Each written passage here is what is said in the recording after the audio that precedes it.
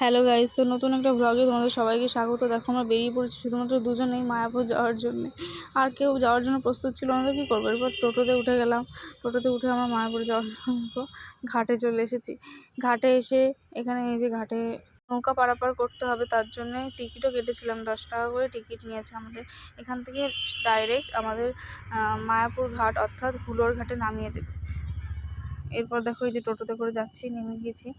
টোটোতে করে গিয়ে ডাইরেক্ট একদম ইস্কনে পৌঁছে যাব আমরা। এবং দেখো অ্যাটলিস্ট পৌঁছেও গেছি। ইস্কন মন্দির না আসা মানে মায়াপুর যাওয়া পুরোটাই বৃথা। তাই ইস্কন মন্দির ঘুরে দেখার জন্য আমরা দুজন মিলেই চলে এসেছি। আর কেউ আসুক বা না আসুক, দুজনেই যথেষ্ট। এই দেখো এখানে একটা ঝর্ণার পুকুর রয়েছে। এই ঝর্ণাটা খুবই দুর্ভাগ্য আমাদের, যে ঝর্ণাটা খোলাই ছিল, মানে ছাড়াই ছিল না। ঝর্ণাটা বন্ধ আছে। এই যে ইস্কন মন্দির, আমি এখানে দাঁড়িয়ে পোজ দিচ্ছিলাম।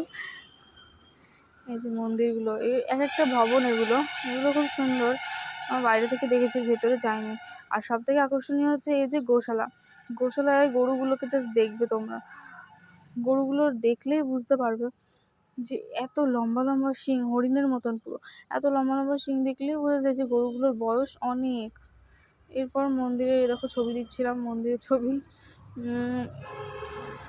এছাড়া তো পোজ দিতেই হয়, তাই একটু হেঁটে হেঁটে পোজ দিয়ে বেড়াচ্ছিলাম। হ্যাপি ছিল সাথে। আর তারপর রাত্রে বাড়ি চলে এসে দেখো পাটনা শুনে এই যে এই পুচকুটার সাথে খেলা করছিলাম। এই পুচকুটাও খুব সুন্দর, ওকে ধরতে যাচ্ছি আর ভয় পালিয়ে পালিয়ে চলে যাচ্ছে। তো গাইজ, আজকের ব্লগ এই পর্যন্তই। আবার দেখা হবে নতুন একটা ব্লগে। ততদিন তোমরা সবাই সুস্থ থাকবে, ভালো থাকবে, আর আমার চ্যানেলকে সাবস্ক্রাইব করে দেবে। Tata, good night.